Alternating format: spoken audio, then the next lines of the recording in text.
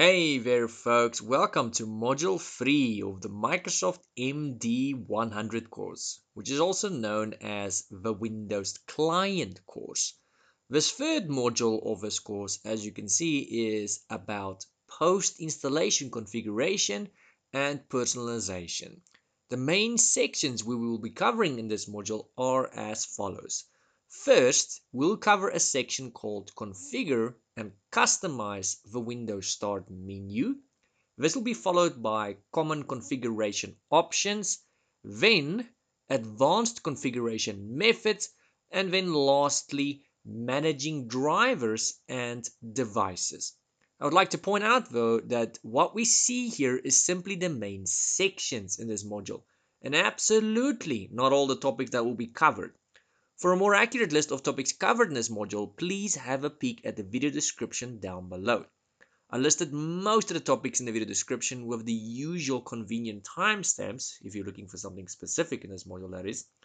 Those timestamps are, well, pretty useful if you also just want to refresh on something specific, perhaps. Either way, that list should give you a much better idea of what is to come. Alright then, now that we have the list of topics and intro out of the way, please give the video a like if you haven't done so already. It helps more folks out there find this free resource when you give it a like. If you yourself would like more of this free content, feel free to also subscribe and then just join the study community. Okay, on to the first section in this module, which is configure and customize the Windows Start menu. For most of this module, I'm going to be using virtual machines which have Windows installed to help with the explaining process. It should help with understanding a little bit easier if you folks see it for yourself. With that being said, let's switch over to the virtual machine I have idling in the background. Alright then folks, here we are on the virtual machine in the background. Well, at least one of them anyway. I actually have two. One is Windows 11, the other is Windows 10, because this course obviously covers both of them. So one of the first things we're going to be looking at is of course the start menu itself, like the main section title suggests, but obviously we know in this section it's not just about the start menu. So first of all, at the bottom left here on Windows 10, you'll notice we still have the old-fashioned start button at the bottom left. Some of you folks would probably know that it wasn't always there. So up until Windows 7, we would find this start button at the bottom left.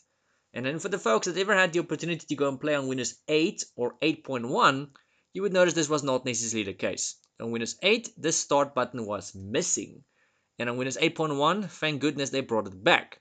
But the start menu itself, being this little menu we see in front of us, this looked quite a lot different, on Windows 8 and 8.1.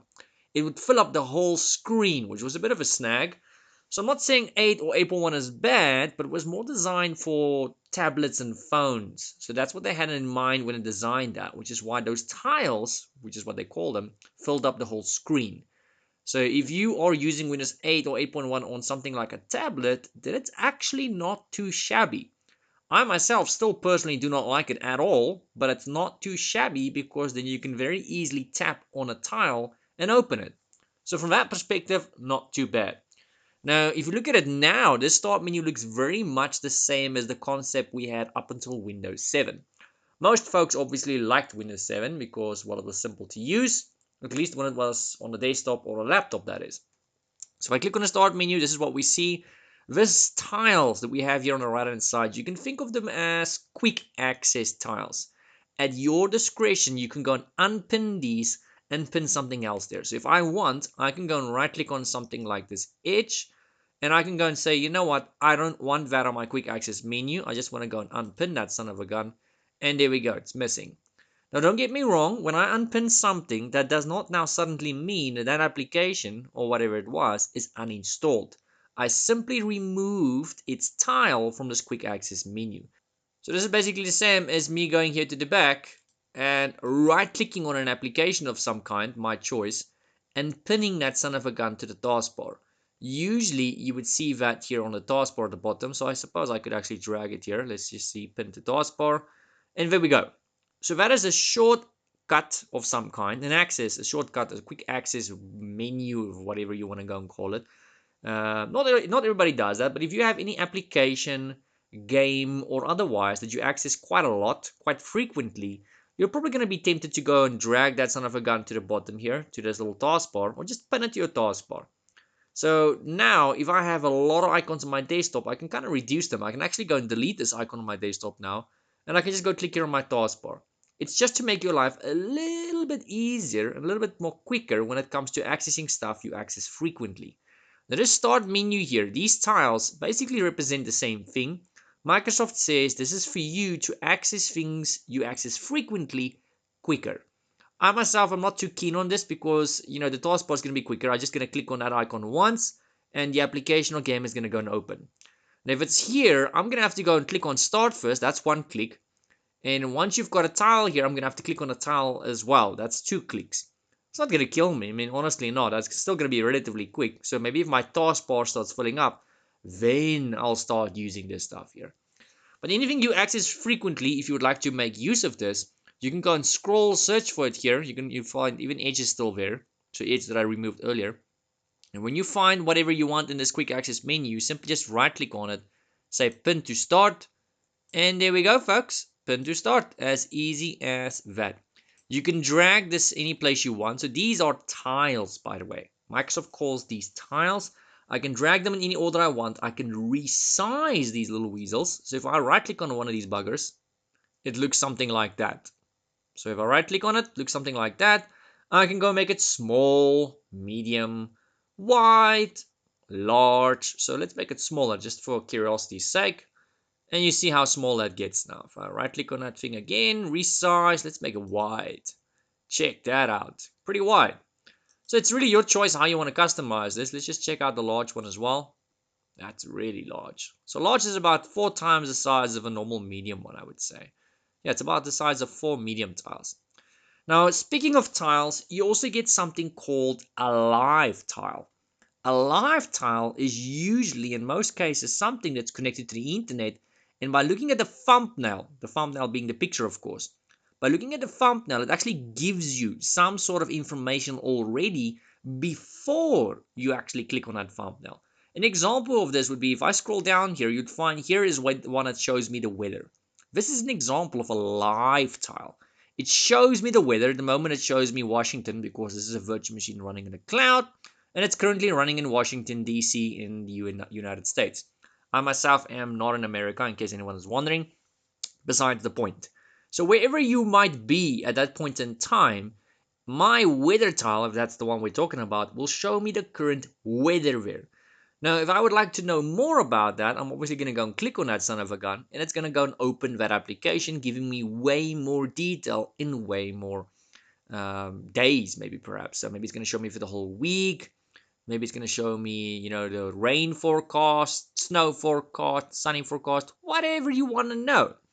So you can think of this as a newspaper. Maybe you see a newspaper in the shop or at the traffic light, and maybe this gentleman or maybe the store only shows you the front page. You can only see the front page. Maybe it looks pretty juicy and you want to know more.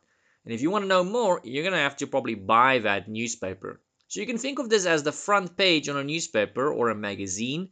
They're normally going to make it very juicy and tempting to try and get you to buy it or to make you curious. And when you get curious, you're obviously going to want to buy it so that you can look at the contents inside. Same story here. Now, in case you're concerned about data, this stuff is very, very, very light on data consumption. So much so, you would never even know that it's using any data. It is literally just 2 or 3 information things that it's going to show you there. So you're not going to see this at all in your data. So yes, you need internet for this thing to work, but you're hardly ever going to see it.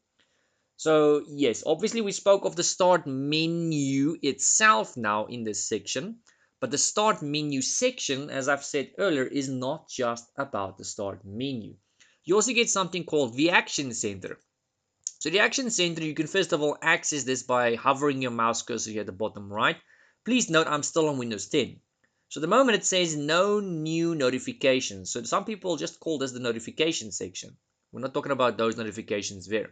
We're talking about here at the bottom right. It looks like a little bubble of some kind. And if I were to go and click on that, it expands what we see right now. And we see a bunch of tiles here. This whole thing, this whole menu that just opened on the side here, this is known as your Action Center. Now yours might not look exactly like mine. You might find you only have 4 tiles here. Heck, maybe you've got 9 tiles, maybe even more. And maybe your tiles are different than mine or arranged different than mine. Potato, potato, this is the action center. That's all that's important here.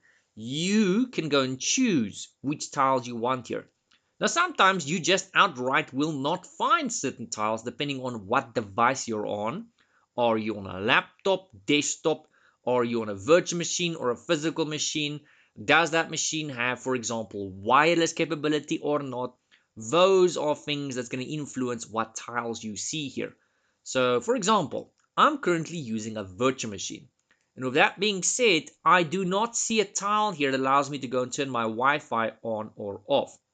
You might find that if you are on a laptop that's got wireless capability, you might find one that shows you something to do with your wireless.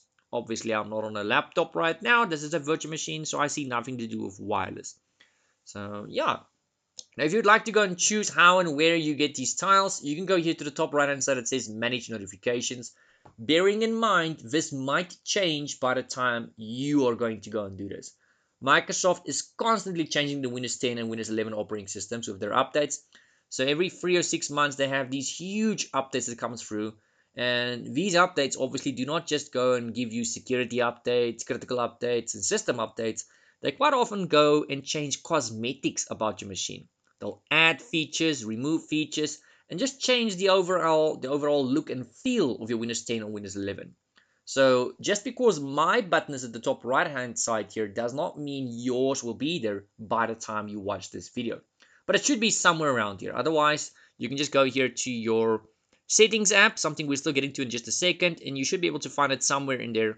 And this is effectively, your new control panel for Windows 10. So let's open this up just a second again. I'm going to go click on Manage Notifications, because it's all notifications after all. And here you will effectively have the ability to go and change your notifications, those little tiles there. Which ones do I want to receive information on? All kinds of stuff like that. Notifications, get notifications from apps and other senders, yes or no. Edit your quick actions. So that's that menu we saw earlier. So do I want to have ability to go and drag them or edit them? So let's just have a peek at that. I'm going to go click on that. And you'll notice the icons look slightly different now. I can go and pin them or unpin them or rearrange these if I so desire. At the moment I'm not going to go and do that, just wanted to show you that it is in fact possible. I'm going to go click on done. So yes, that is basically your notification section. It's not something I myself use often, but it is still a pretty useful function nonetheless. You'll find that sometimes there's a tile here, it says tablet view. Now, if you have Windows 10 installed on something like a laptop or desktop, and you go click on tablet view, this start menu would fill up the whole screen, like the old Windows 8 or 8.1, if you ever saw that. It's because on a tablet, remember, those screens are much smaller than your desktop or laptop screen.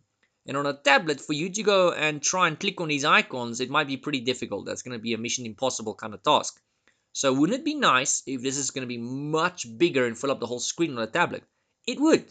So you can go and choose tablet mode if you so desire, although I've seen if you install Windows 10 on a tablet or phone, it generally automatically detects that it's a tablet or phone and will automatically give you the tablet view. But if you want to manually force your computer to tablet view, you can do that. And at any point in time, you can just go click on a button again and it's going to switch back to desktop view. Tablet view, desktop view, it's the same button alternatively. Now, there are cases where people would go and use the tablet view on an actual computer, never mind a tablet or phone. Rare, but it does happen. So these are cases where maybe it's a computer that doesn't really have a keyboard, but it is a touch screen. Most commonly, I myself see these in restaurants. So maybe your waiter or waitress, they'll ask you, hey, sir or ma'am, which table were you sitting at? So that you can go and get your bill, your check, as they say in some countries. And, for you to be able to pay that, they need to know which table you were at. So you just tell them what your table number was or what you ordered, depending on which country you're in. And beep, boop, pop, they're going to tap on the screen, and there you go. You're on your way. So that's one instance where I've seen touch screens being used quite a lot. So maybe because they don't have a keyboard, maybe not even a mouse, and because they're using just a screen, just to go and use their fingers, it might actually be nice to use tablet view on that specific computer.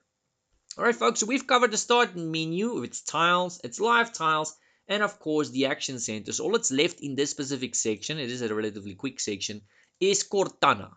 So here at the bottom, I've got this search block. Mine is big and white, but yours might not be. depending on your Windows 10 build and how up to date it is, this keeps changing. So over the years with Windows 10 being out, I've seen this change countless times. Sometimes it'll be a big white block like mine right now, and then after a month or so, after getting an update or two, it will change to just like one small little gray magnifying glass, and only after you click on the magnifying glass will it open the white block here on top. So it depends. I wouldn't say it's because your operating system is old or new for that matter. I've actually seen them go zigzag. It's as if they can't make up their minds. Sometimes they'll switch to this big white block, and then they'll switch back to the other one. It's just a magnifying glass, and it's only going to give you the white block until you click on the magnifying glass.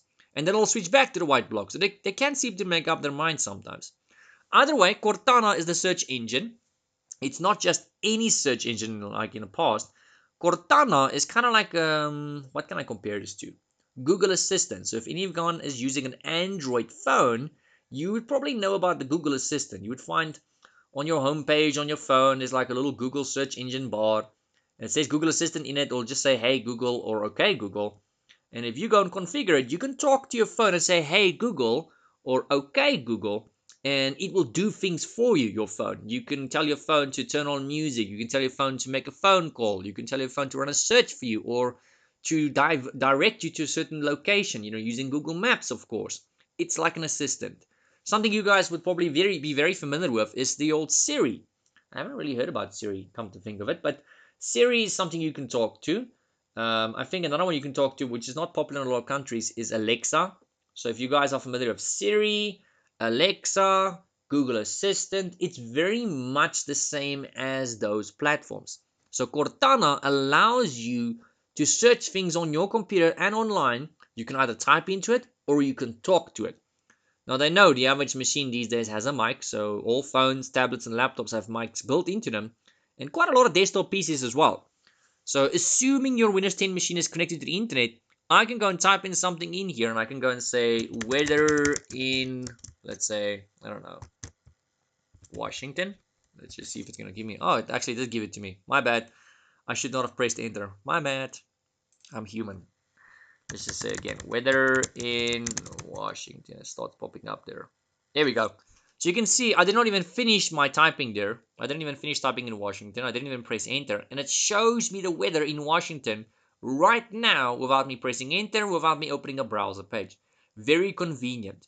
Now keep in mind, I only typed that in, but if you have a mic configured, you can actually talk to Cortana and say, hey Cortana, what is the weather in Washington? And it would do the same thing. I can't do that right now because I'm on a virtual machine in the cloud and obviously there's no mic hooked up to this. But if you have a mic, you can go and configure that. Alright, so with regards to the settings of Cortana, there's not a lot you can go and configure. It's usually just things like, can Cortana listen to you or not? Where you configure that, I cannot tell you because they keep changing it. So a while back, you could find it by going into the new control panel here by just clicking on start and then the settings. Nowadays, you might have to click on this little ellipse sign here. They keep moving it around, so you'll have to go and dig for that one there. Alright folks, let's go back to our presentation for just a second and check what our next topic was. And here we are. So as you folks can see, section 2, which is the second main section in this module, is going to be about common configuration options. Now before I go ahead and jump into any of these topics, I think I forgot to explain the 11 side, Windows 11 side of the start menu. So let me just quickly circle back just for a few seconds to the Windows 11 virtual machine. Alright, so here we are on the Windows 11 machine, still on the first section's topic about start menus. I just want to quickly show the folks that haven't seen it yet that the start button is still there, except it's no longer at the bottom left. So on the insider preview of Windows 11, and well, if we go look at the leaked versions and all kinds of things like that, you would find that you had the ability to go and drag the start button to the bottom left in some of these editions. Now, however, in the official releases, I see I can't drag that son of a gun anymore, so I'm kind of stuck with it here in the middle. Not the worst thing, it's just something you're going to have to get used to. So if you were to go click on the start menu, that's more or less what it looks like, bearing in mind that I'm running Windows 11 on a virtual machine. So mine has this white bar and white background, kind of like a Windows 95, Windows 98 look and feel to it, if you want to go and compare it to something. But realistically, if you run it on the right machine with the right graphics cards and all that kinds of stuff, you would see that this is actually very colorful, very transparent. That's one of the main things or key things that stands out about Windows 11 is the cosmetics of it all. Anyway, so what we'll notice right immediately is there's no tiles like we had on Windows 11. So a few moments ago, I showed you guys that we have tiles on Windows 10, and some of them are Windows Live tiles, which shows you weather apps. We don't have tiles anymore on Windows 11. They've removed that. We've got things called widgets, which is still coming up. But in the start menu, which is what we see in front of us, this is as default as it gets. I haven't installed anything on this machine yet. I haven't done anything on this machine yet. It's literally blank. I just installed it. So as time goes by, you'll obviously see this bottom section here where my mouse cursor is populated with documents you've accessed recently. And just like in that start menu on Windows 10, where you can go and pin tiles for programs you access frequently, here you can go and pin, well, I suppose you can call them icons for programs you access frequently. If you really want and you want to go and see all the programs, you would remember on Windows 10 there was a button to see all the programs. You can go and scroll through it. So that's still here. They just moved it here to the top. So if I click there, you can actually go scroll and it's going to show you all the programs you have installed, Windows wise and that you install afterwards. All of these are things that I haven't installed. This is what came with Windows. I think this is Windows 11 Enterprise I'm running. If you're running professional or lower, there's a chance that you might have some of these components missing. Obviously, the less you pay, the less you get. The more you pay, the more you get. All right, folks, so let's go quickly back to that slide. All right, so this time we are going to cover section 2. Sorry, I forgot earlier. I'm human. Sue me. Anyway, so common configuration options. We're going to cover 4 main topics in here. The first of which is the settings app. So with regards to the settings app, this is something you'll find both on the 11 side as well as the 10 side. The way you access it up to you. So if you go to Windows 11 and that new start menu I showed you, there's a search button. You literally just go type in settings app in there, and it's going to be pretty much for the most part the same. So let me switch over to Windows 10 first and show you guys this. So here we are on Windows 10, and if I move my mouse cursor to the bottom left to start, clicking on it, there's a little gear icon, which is like a little sprocket. That's your settings. Sometimes it'll say settings right off the bat, sometimes it doesn't. If you were to go and click on that, this menu, it opens. This is known as the settings app. Sometimes, depending on what version of Windows 10 you're running, it'll just say settings, but it's actually called the settings app. Many moons ago, about 5-6 years ago, when Windows 10 just came out, a lot of my students would sometimes ask me, hey dude, where do I find this settings app they keep talking about? Because they've been looking high and low and left and right, and for the life of me, they couldn't find it. And it turns out well, this is it. It just isn't labeled a settings app, but it actually is the settings app. Now, I'm not sure if you guys have noticed yet, but this is actually the new control panel for Windows 10, and obviously the same goes for Windows 11. Microsoft is actively in the process of removing the old control panel, which you guys are so familiar with. And no, don't go into a panic state. They're not just going to go and boom, bam, remove the whole thing and overnight. No. Obviously, the public shouldn't go into a panic state when they do that. So gradually, slowly but surely, without you noticing, every time they release a big update, they would go and remove some of the functions and features ever so often on the old control panel and add them to the new one known as the settings app. I suppose you can think of this as a transitioning phase. Think of it as a transitioning phase. So by the time when they one day remove the full out control panel, you're not going to go into a panic state because, well, most of the stuff you've been doing via the new one anyway. You've kind of gotten used to it. All the new functions and features that's brand new to Windows 10 and 11, they're for the most part only available on the new control panel. So they're actually kind of sneaky little ninjas if you think about it. Anyway, so this is the new control panel, and just to show you guys on Windows 11 that it looks the same, so let me just close it here on Windows 10. Switching over to Windows 11. A few moments later. Right, here we are on Windows 11 again. So I'm going to go click here on Start. And obviously we don't see the settings right away. There it says Settings. Give it a second. And this is effectively the Settings app. So yes, I know at first glance it looks slightly different than what we just saw on Windows 10, but this is still the Settings app. In my opinion, I actually like this newer one a little bit better, a little bit more. That's obviously just my opinion here. We all have our own little opinions here. But I think it's because it's very easy to find what you're looking for. It is extremely well organized. Not that Windows 10 wasn't well organized. This is just, I don't know, it feels like it's organized better. whatever I'm looking for is so easy to find, even if I've never worked on Windows 11 before in my life. So if you're working on Windows 11 for the first time and you want to find something regarding networking, well, it's probably going to be here on the networking. And if you go dig around, it's very clearly labeled and organized. So I actually want to go as far as to say a child can figure this out. It really is that simple. So they really aim to make this as user friendly as possible, as easy as possible to use and find things.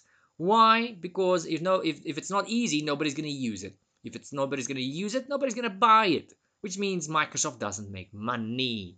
So it's always about money at the end of the day.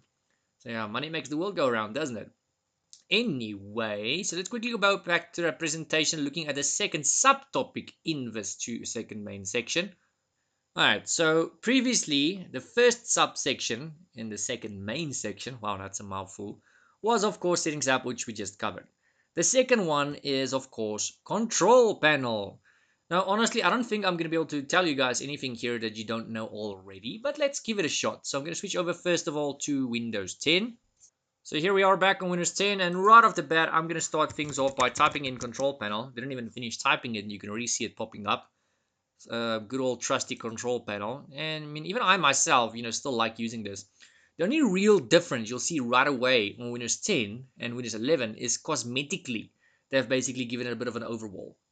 It looks a bit different. They've changed the icons and all that. But other than the icons, at first glance, you're not really going to see any difference. The only time you're really going to notice the difference is if you start going into these options and you start digging around.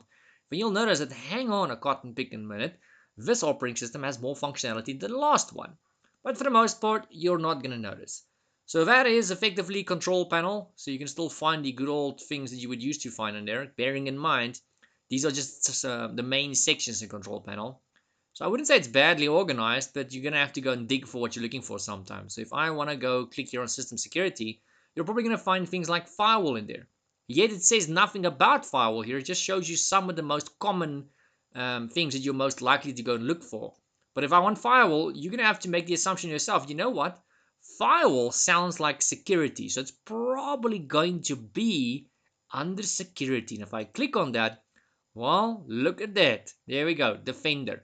You'll see there's way more than what was mentioned there. I mean, we just literally saw backupping there, and that was pretty much it. Backupping and I think one or two other things. But in reality, there's way more components in here. So, yes, for the most part, you can kind of guess which is gonna or what's gonna be under which section here. But there are gonna be times where you're gonna have to go click one or two or three of them before you find what you're looking for. It's not gonna take you long. At most, it's gonna take you like 2 minutes, 3 minutes. I mean, how long does it take you to click on one of these? Look at that, 1 second. If I go back, click on another one, that was like 1 second. So really, I don't think it's gonna take you more than a minute or two to find what you're looking for, even if you accidentally clicked on the wrong section. So just to show that it still is on Windows 11, let's quickly switch over to that. A few moments later. Here we are on 11. I'm gonna go here to, well, it's actually my choice. I can go click here on search, or I can go here to just start, and I can run a search here to tomato, tomato, potato, potato situation. So I'm just gonna go and search. What am I searching for again? Control panel. Man, I'm getting old. Starting to forget what I was looking for. So we're looking for control panel. You'll notice the icon still looks the same. If I click on that little bugger, it should, in theory, open it. And there we go. Still more or less the same options. You would just notice the icons looks ever so slightly different compared to Windows 10. And obviously Windows 10 looks ever so slightly different compared to the previous operating systems before that. So yeah, but you'll more or less still find the same stuff. I mean, if I go click on settings and system and security, which is what the one we were in on Windows 10, you'll see at first glance it looks pretty much identical. I actually want to go as far to say as most of these icons even look identical. That one looks somewhat different, but other than that, most of these looks the same. So there you have it, folks. Control panel is still there on Windows 10 and Windows 11, so do not go into panic state. Well, at least not yet anyway. But sometime in the future, only Microsoft probably knows when, one of those updates we keep getting is going to remove the control panel. So my advice to you is to start familiarizing yourself with the two new control panels, both Windows 10 and 11. Maybe more the 11 side, because there's obviously going to be a time when people are still going to stop using Windows 10, including companies especially. They're going to stop using it because it's going to be considered legacy. So you are going to have to familiarize yourself with the new settings app, especially on the Windows 11 side of things. You don't need to know it off by heart for the exam. Just go and dig around and just see what's where and what there is, of course. So moving on to our third subtopic in the second section, which is, well, obviously we had control panel, which was the second one. So the third one, aha, power plans.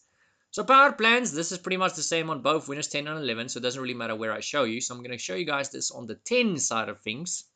Here we are. So how you get to the power plans, that's completely up to you. So I'm just going to go and keep it simple by going into the good old-fashioned control panel here. But in reality, you can go do it on the new one, the old one. In some cases, if you're on a laptop and you see a little battery icon at the bottom right here on the system clock, you can actually even access power options from there. So for now, power, what does that sound like? It sounds to me like it might be something system related. So my first guess would be it's probably going to be here under system and security. So let's click on that first. And what would you know? There we go. Power options. There it is. So if I go click on power options, give it a second. And there we have our power plans. Now, I'd like to point out that there's normally at least 3 of them here by default. Whether you see all 3 of them or more depends on whether you're on a laptop or desktop, whether you're on a physical machine or a virtual machine. In my case, I am on a virtual machine, which is most likely why we do not see the third option. The third option is power saver. Now, if it's a virtual machine, is it using my RAM and my CPU, my hard drive? No, it's not. It's using someone else's resources. So it's using someone else's electricity, which means power saving is not my concern right now, is it? So the default on most machines is usually balanced. I'm not sure why this one's on high performance. Most likely because it's running in the cloud and they want to give me the best possible performance. But if you were to run a virtual machine locally on your laptop, your desktop, or your company's server, or if you're just running, let's say normal Windows on a laptop or desktop just as is, either way, balanced is normally the recommended one. That's the default one. So what this means is your machine would run at a low power state if it's not being used. So if you're going to go and make yourself a cup of coffee, go out for lunch or whatever, and your machine is just idling there for the most part, it's going to go into a power saving mode of sorts, which means it uses very little electricity. So it's going to bring down your power bill if you're concerned about something like that. But if your machine goes into a power saving mode of some kind, it also means it's got reduced performance. Not that it matters though, because it's just idling there anyway. So do we care that it's got reduced performance? No, we do not, because it's just idling there.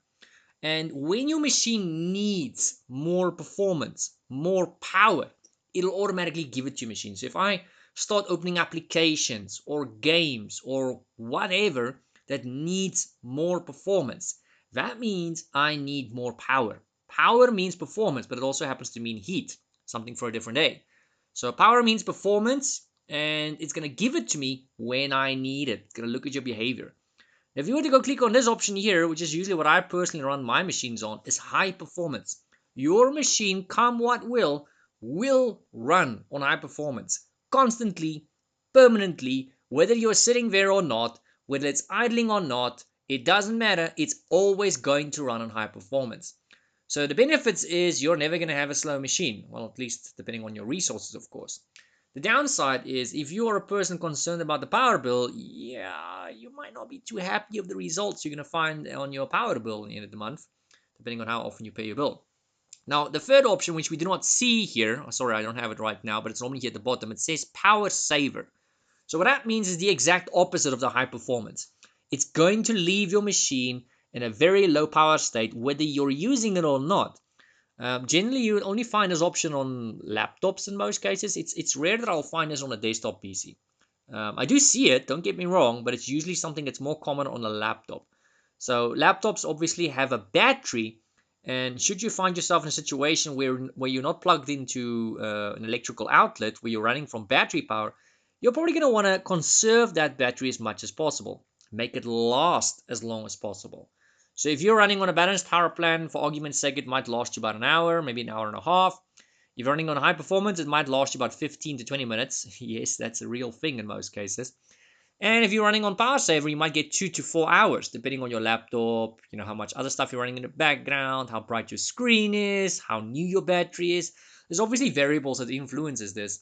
But the point here is if you put it in power saver, it's going to have drastically reduced performance because it's got drastically less power sent to it. So the benefit is obviously we're saving a tremendous amount of money on electricity, if that's a concern. You're also making your battery last very long, or at least a much longer than what it would have lasted if you're putting it in power saver. So if you find yourself, on a battery and you want to make it last as long as possible, put it on power saver. Now you also have the ability to go and make your own custom power plan if you really want to do that kind of thing. I'm not really going to make one, but I just want to show you the menu. So let me click here on create a power plan. And oh, there's power saver. I'll be damned. Anyways, you can go call it whatever you want. I actually have one on my real PC. Well, my real PCs. I've got multiple ones. I can't even remember what I call it. I think I called it something like Extreme Power Saver or something crazy like that. And it's way more power conserving than this power saver one.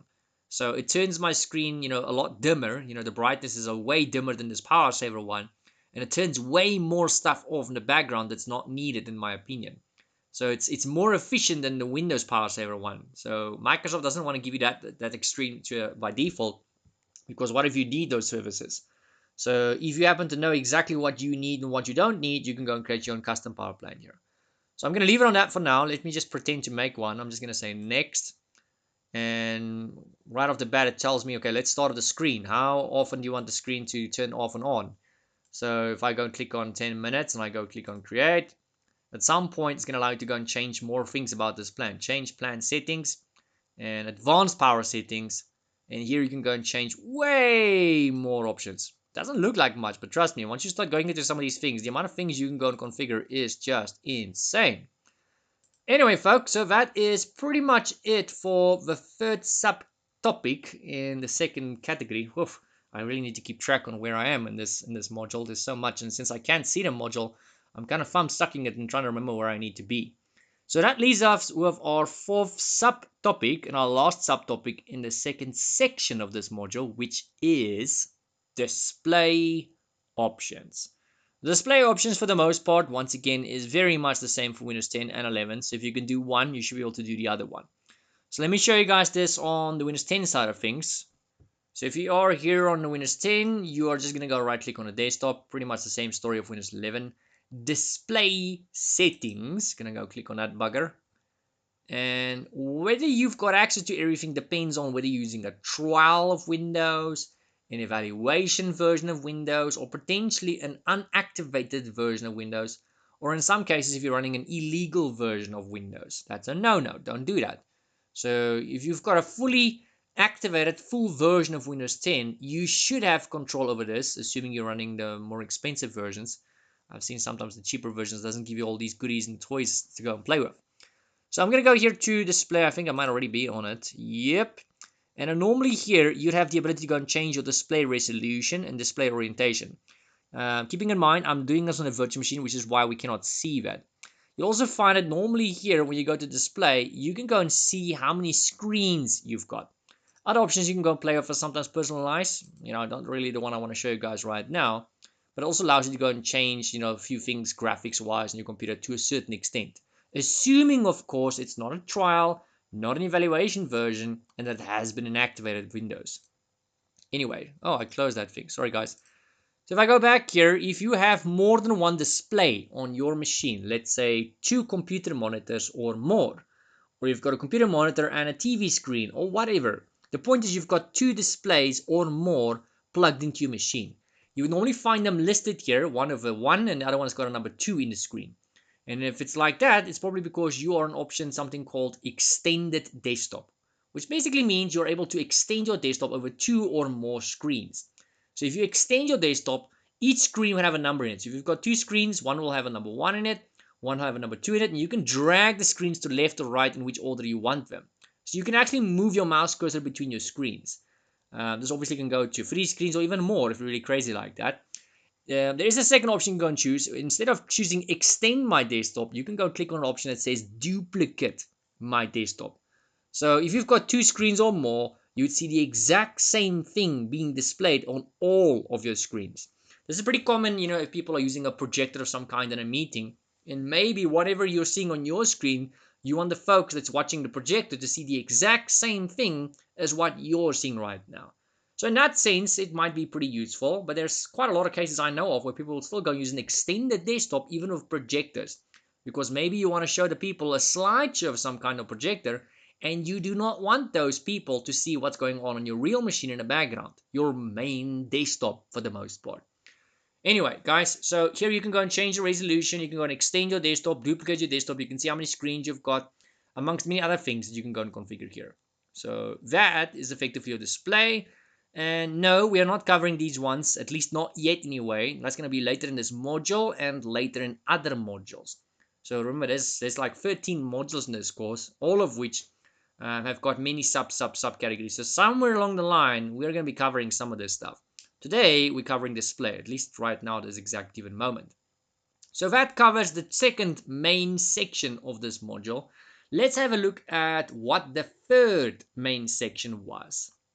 Alright, our third main section in this module is advanced configuration methods.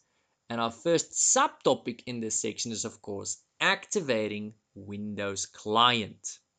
Now, with regards to Windows activation, all Windows editions require activation. It's simply just going to be a matter of how you or your company go about doing it.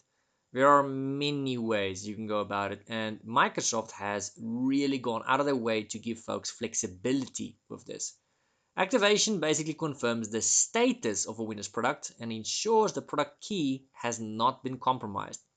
The activation process links the software's product key to a particular installation of that software on the device, and Windows Client does not have a grace period. You must activate Windows immediately upon installation. Failure to activate a Windows operating system prevents users from completing customization, if you're into that kind of thing. So if you want to evaluate Windows, Microsoft provides a separate evaluation edition that is available as an ISO image. So you just need to go and look at that. You look for that. It's usually available on Microsoft's website. If anyone is wondering how to go about activating Windows, there are three main methods for activation. The first is retail. This might easily be the most common way out of the whole lot, at least for the average Joe who isn't an IT, that is. Any Windows product you purchase at a retail store comes with one unique product key that you type in during the product installation. This now obviously is the same for Windows itself as well if you buy this at a retail store of your choice. Yes, this can be either by walking physically into a store and buying it there, or by going online to an online store and buying it there. Both is the same with this. When you buy the product, you get that unique key with it. You use the product key to complete the activation after installing the Windows operating system. And the next activation method is OEM. Just in case anyone is wondering what that abbreviation stands for, it stands for Original Equipment Manufacturer. OEM system builders typically sell computer systems that include a customized build of Windows. You can perform OEM activation by associating the Windows operating system to the computer system BIOS, which means that you cannot transfer the license to another computer. Cannot. The third activation method is very popular in medium to large organizations, and that is Microsoft Volume Licensing. This is a series of software licensing programs, it's not just one, that are tailored to the size and purchasing methods of your organization, of course. Volume customers set up volume licensing agreements with Microsoft. These agreements include Microsoft upgrade benefits and other benefits related to value-added software and services. Microsoft Volume licensing customers use Volume activation services to assist in activation tasks, which consist of things like Active Directory-based activation, KMS, which is Key Management System, and Multiple Activation Key, or MAK for short. Our next subtopic in this third section is applying group policy objects. Now, don't get me wrong, we are not explaining what group policies is, not yet anyway. That's something covered in a later module in this course. Right now, all you need to know is group policies allow you or your organization to configure over 3,000 settings on devices or for user accounts. This could be to block or allow things, or just to go and configure or tweak things in general. There's a lot of things you can go and do. When it comes to actually applying policies to users in the devices, there are many ways you can go about it, and there are also different orders in which policies will be processed. The discourse is obviously about client devices, but realistically, in most companies, group policies are configured on a server, more specifically Active Directory. That is the server where you're going to find this. So it's usually a server that's got a role installed. The role that will be installed is the ADDS role, Active Directory Domain Services. And this essentially installs the Active Directory software, which houses your user accounts, your groups, your group policies, and all kinds of things like that. That is where we'll normally go and do it. And then from there, you can go and apply a policy to a whole group of people, like a whole department in one go. We call those bulk operations. And it just makes your life so much easier, especially if you've got a lot of people in your company. Um, but yeah, this course is obviously about the client side of things, so which is the long way of doing things. So if you want to know more about the other ones, you're going to have to go and look at a server course of some kind. Anyway, regarding the order in which group policies get processed, the first group policy objects that get processed is local GPOs. GPOs, of course, standing for group policy objects, in case you don't know. Each operating system that is running Windows Vista, yes, that far back, so anything from Vista or newer has local GPOs which are configured already in most cases. The second GPO which gets processed is site GPOs. Policies that link to sites process next, of course. Next on the list is domain GPOs, domain group policy objects, which are, of course, one of the most common ones you get. They're very, very common. There often are multiple policies at the domain level, since this, well, the most common, like I said earlier. After the domain GPOs, the OU GPOs get processed next. These policies contain settings that are unique to the objects in that OU. For example, sales users might have special required settings. Now, if you don't know what an OU is, just in case you don't, it stands for Organizational Unit. It's basically a fancy name for a fancy folder in Active Directory. These fancy folders are usually used to group people and groups inside of them. You would normally go and create a fancy folder in your Active Directory, and this would quite commonly be for a whole department. Let's say the sales department, like I said earlier. And once you've made that fancy folder for the whole sales department, you can even go and call it sales department. And then in that folder, you would go and throw in all the user accounts, all the groups, and everything regarding the sales department. And then eventually, when you've got a policy or permission or something you need to go and apply, you link it to that folder, which means it's automatically going to apply to everyone and everything inside that folder, which is now, of course, an OU, also known as an organizational unit, or like I say, just a fancy folder.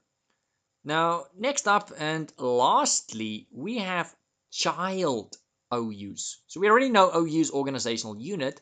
A child OU is also a fancy folder. It's just a fancy folder inside the other OU which we mentioned previously. So inside that folder, which is maybe called sales, I could have subfolders. One is maybe called users, the other one is maybe called computers. So those subfolders are called child OUs, and they get processed next and, of course, last in most cases. Anyway, next up, we have the subtopic of PowerShell. More specifically, what is Windows PowerShell? Now, PowerShell is something a lot of you might have seen already, or at least heard of. Whether you actually saw it in use or even used it yourself is, of course, an entirely different story. That picture we have there at the bottom, that small little blue one, that's a picture of PowerShell, in case you haven't guessed it already. It's very much the same as the old command prompt, which most of you folks might be familiar with already. So that said, we can say it is a command line interface similar to command prompt. It's script-based execution, and It has remote management functionality, just to name a few. In reality, the amount of things PowerShell can do is actually endless if you think about it. You can do just about anything on PowerShell that you can do on the GUI. The GUI, which is GUI, stands for Graphical User Interface, just so by the way, in case you don't know. Pretty much anything you do via the graphical interface can be done via PowerShell. So it's probably going to come down to, well, I suppose, personal preference at the end of the day. Now, granted, there are times when PowerShell might not recognize the PowerShell command you type into it. This is rare, but it does happen. Usually happens when you try and manage something out of the ordinary, like something in the cloud. So this can usually be resolved very quickly and very easily by just installing the relevant module. Now, these modules, you can basically think of them as expansion packs. Expansion packs for programs and games and that kinds of stuff. You're basically teaching your PowerShell new tricks. So as soon as you're going to install a module, you can think of it as installing an expansion pack, which gives your PowerShell new functions. It's going to recognize more commands now. So if I'd like to manage something out of the ordinary, let's say like Microsoft Teams in the cloud, it's by default not going to recognize those commands. But if I were to go and install the module for Microsoft Teams in the cloud, suddenly, presto and voila, it's going to recognize those commands. As easy as that. Well, folks, that is section 3 in this module, and this, of course, brings us to the fourth and last main section of this module, which is managing drivers and devices. So, first of all, what is a driver? Well, I'll tell you one thing, we're not talking about a driver in the sense of someone driving a vehicle or operating a machine of some kind. Nope. When I say driver or anyone says driver in IT, we're talking about code. Well, I suppose you can call it software which does a certain something. This special software, which we call drivers or a driver, act like translators if you want to go and compare it to something. Drivers allow your operating system to communicate with the physical hardware installed in it. Your operating system on its own usually can't directly communicate with the hardware which is physically installed. So, in other words, it can't communicate with the motherboard or any of the components that's plugged in or housed on the motherboard. It's just not going to be able to do that. And that is where these drivers come in. These drivers are like a middleman, which allow your operating system to talk to the hardware. You can imagine your hardware is speaking one language and your operating system is speaking another language. Two different languages. So there's going to be a huge communication barrier here. So the driver, being the translator, obviously speaks both of these languages, if we want to compare it to something. And, well, that's pretty much what a driver is in a nutshell. This driver speaks both languages and it's going to translate between the operating system and the hardware, and of course, vice versa, allowing communication to occur, and everything is going to, of course, work after that. Now, that brings us to the next question. What the heck is Device Manager, Venvo? Device Manager, if you've heard of that name, I'm sure you must have heard of it at least at some point, is the platform or software installed on all Windows operating systems, which allows you or your users to see the physical devices and hardware installed on your machine. It also allows you to manage the drivers. You can see which drivers are installed, if any, and you can go and uninstall them, install them, change them, roll them back, all kinds of things. You can go and disable devices there. So with that being said, I think it's going to make more sense if you actually see it yourself. So let's switch over to one of those virtual machines from earlier. It doesn't really matter which one we use. It's exactly the same on Windows 10 and 11 and pretty much all other operating systems. There's probably like 20 different ways you can access it on each operating system. So by right-clicking on the Start button on Windows 10 or 11, you'll find one of the options is Device Manager. So I think I'll just do this on Windows 10, not that it matters. So let me open Windows 10.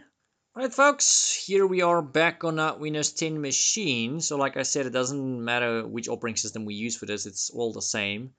So I'm just going to go ahead and right click on Start. And you'll notice that's one of the quickest ways you can find Device Manager. There's probably like 19 other ways you can go and do it. I mean, if I really want to, I can go and type it in here at the bottom into Cortana. I can go into Administrative Tools. I can go into MMC, which is Microsoft Management Console, and go and add it as a snap-in. There's like 100 different ways, maybe not even 19. Anyway, so let's go click on that little bugger and see what it looks like. Give it a sec. And that, folks, is pretty much as default as it gets. So ideally, that is more or less what you want to see, excluding this little exclamation mark. So I'm just going to minimize that for the time being. Whenever you install any hardware, whether it's common or uncommon hardware, that is going to be here in Device Manager. So when I go and add an additional hard disk drive on my computer, it's going to be listed under hard disk drives.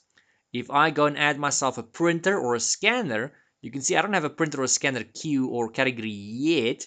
So it's going to go make a new category. So if you're going to go and add hardware, something that doesn't have a category yet, like a printer or a scanner, it'll go make a new category called printers or scanners.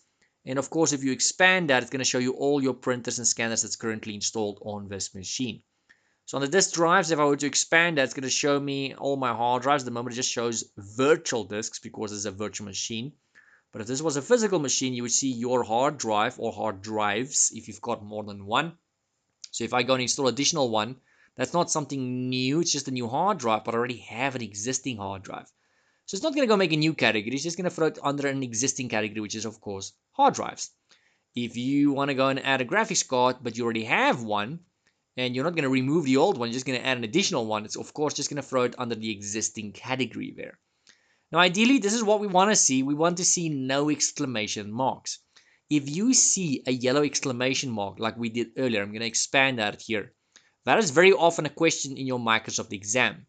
So for the most part, your Microsoft exam is going to be a monkey puzzle, which means it's going to be a question and you'll have a choice between 4 possible answers, of which you can usually just choose one, and that's it. Now, there are different other kinds of questions you'll get in there, which is pretty uncommon. One of which is exhibit questions. They'll ask you a question, and at the end of the question, they're going to say, please refer to exhibit. And then somewhere here at the bottom in the middle of the exam, there's going to be a button that says exhibit. And when you click on that, it's going to open a screenshot of something. Device Manager is something they love asking in the Windows 10 and the Windows 11 exams. You're probably going to get at least 3 to 5 questions about this in the exam. So it's very important that you know what it is, what it's used for, what drivers are, how to update drivers, how to roll back a driver, what the exclamation marks mean, and what a little down arrow means. Those are all possible questions they could ask you when it comes to exhibits. So when you see an exclamation mark, if you go check a manual, if you guys have a manual, it can mean one of two things. It either means you've got no driver installed for that specific device, or you've got the incorrect driver installed. It can be either or.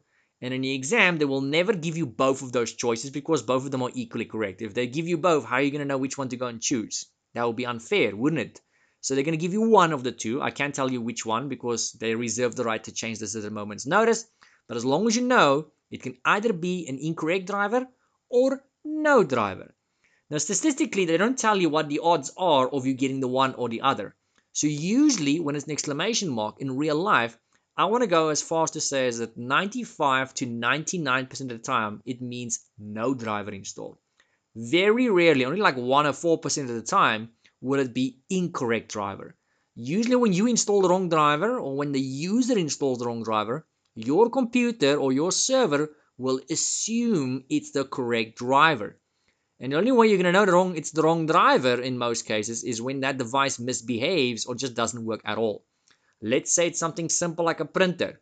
You or the user installed the wrong driver, and when that printer starts printing skew, no matter how many times you calibrate it, when it starts printing weird symbols, smudging, all kinds of weird behavior like that, that could be an indication that you're using the wrong driver.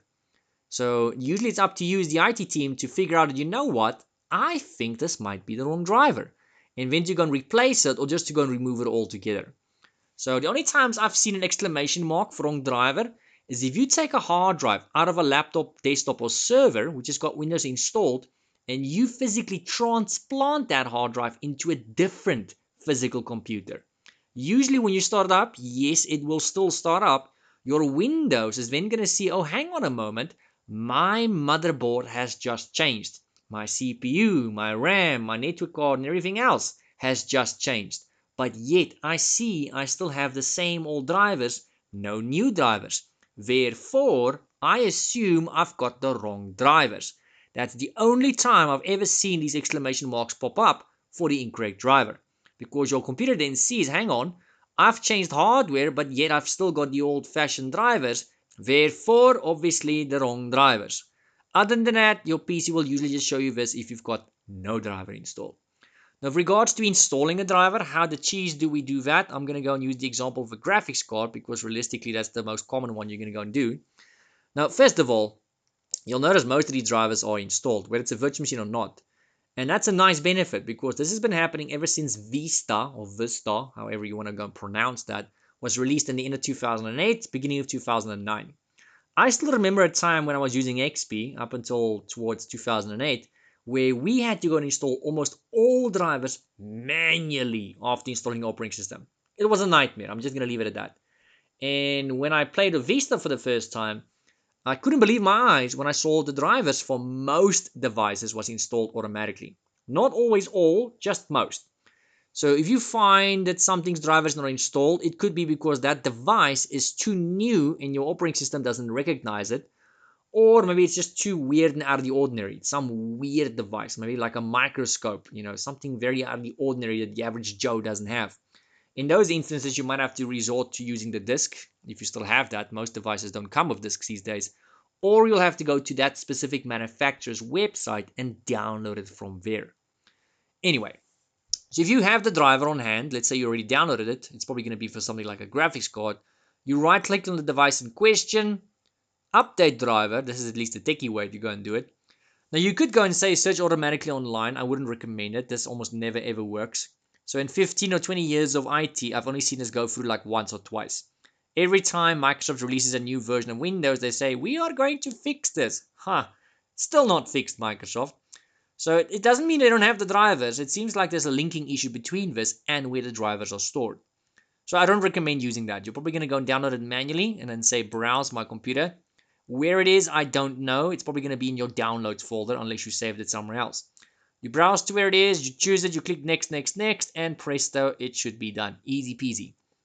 Now, with regards to removing drivers, there are many ways of going about that, some of which we are going to cover in later modules in this course. But the one we're covering right now is to go and right-click on the device in question where the faulty driver is. You're going to go here to Properties on that device, the Driver tab, and then usually you would go and click on this little option here. It says Rollback Driver. Now you'll notice right now I cannot click on that little weasel because it's disabled. Why? Because only one driver is installed, which is the first driver installed by Windows. So if you have, the drivers installed automatically by Windows, the built-in ones, that is not going to allow you to roll back because there's nothing to roll back to. But if you have installed at least one extra driver, let's say I've installed the manufacturer driver for that graphics card to get all the special features and doohickeys that comes with it, then I'll have this option available because there's one driver before that I can roll back to. But if there's nothing to roll back to, then the button is of course disabled. Now this is usually the first option to go and use when it comes to troubleshooting a driver. In the exam, they like using the concept of least privilege, or they'll say, which of the following options should user 1 or user 2 use using the principle of least privilege, or, which of the following options will be the least administrative effort. If you see them mentioning in the exam something along the lines of least administrative effort, you can bet your tootin' there's more than one answer there that's correct. There's usually going to be 4 possible choices, of which more than one is now correct. They want to know which one is more correct. So least administrative effort means it's going to solve the problem using the least amount of steps, and it's going to have the least amount of drawbacks to it. So if I were to go click on rollback driver, it's very quick, very easy, and it's going to go and remove only that one driver, that faulty driver, and it's going to affect absolutely nothing else on this person's machine. If you were to go and use something else, let's say system restore, a topic we're still getting to later in a later module. If you were to go and use that, it's going to roll back that driver, but it's also going to go do a whole lot of other things. It might potentially install other drivers, remove other drivers. It can change Windows settings, forward or backwards. It can install programs, uninstall programs. There's a very, very long list of things System Restore could potentially do. So yes, you might solve this one small little problem, which is removing that driver, but in turn, you could be doing 9 other things that you don't want to go and do. It's going to break 9 other things in a way that you don't want to experience. So that should be used as a last resort if this option is not available or just doesn't want to work for whatever reason. So yeah, that's an example of least administrative effort. Now you guys know. So we know what the exclamation mark means as well. That of course means no driver, incorrect driver. But what does it mean when we see a little white circle with a black arrow pointing downwards? I want to see if I can simulate that. So let me just go and drop audio down. It's not like I need audio on this machine. I'm going to go right click on this little weasel here and I'm going to say disable. Now you can already see what the answer is going to be since I'm disabling it. That is another exhibit you're going to see in exam. And no, it's not necessarily going to be on the audio. So they're going to show you a picture of device manager. It's going to be on a random device. Most commonly, it'll be on the network card in the exam, but in reality, it can be any device. And on that device, there's going to be a little white circle, a little black arrow like that. And they're going to say user 1 complains he or she cannot do blah, blah, blah. What is the reason for this? Or what can they do to resolve this? So the reason would be is because the device is disabled. And how they can resolve it is to obviously enable that device, whatever it may be. So one of the questions I've seen in the exam is they'll say user 1 complains he or she can't access the internet, blah, blah, blah. What could be a reason for this? And if you go check it out, you'll see there's like a little black arrow pointing downwards, which means the card is disabled, so they cannot access the internet. So when they say what could be a possible reason for this, the network card is disabled. But they could ask you the exact same question and say, what can he or she do to resolve the issue? And now suddenly the whole answer changes to enabling the card. So you need to be very careful and read the question properly and read the answers properly. They reserve the right to change any question at any point in time, which is why it is so important to actually understand the topics and not to go and use illegal study material online. You know which ones I'm talking about. So never go and use that. Make sure you understand these topics. That way, it doesn't matter when they change these questions, how often they change it. You will not even notice they've changed it because you understand the topics. So yeah, end of the day, they will always ask you about the same topics. They'll just rephrase the questions. It's like me asking you, what is 1 plus 2? And then 2 days later, I ask you, what's 2 plus 1? In reality, it's the same question. And if you understood the question, you might not even notice that I've swapped it backwards. But if you just memorize the answer, suddenly it's going to confuse you. So don't go and do that. Alright folks, so that pretty much concludes this last section and of course this module 3. So I hope you guys have learned something. If you have, please show me that by giving this video a like. It also helps, bring this video in front of more people's eyes when you do that. So basically YouTube's going to go and push it out to more people when you go and like it more. And if you yourself would, of course, like to know when the next module comes out, like usual, remember to go and subscribe. Otherwise, you might not know when I upload my next module. And then the very last point here is, of course, to just give a special shout out to those folks that are sponsoring this channel. So thank you very much, boys and girls. Really do appreciate that. If you yourself would like to go and do that, that is, of course, in the video description down below. But you should see a link for Patreon on the screen right now as well. Alright folks, see you in Module 4. If you love me, let me know.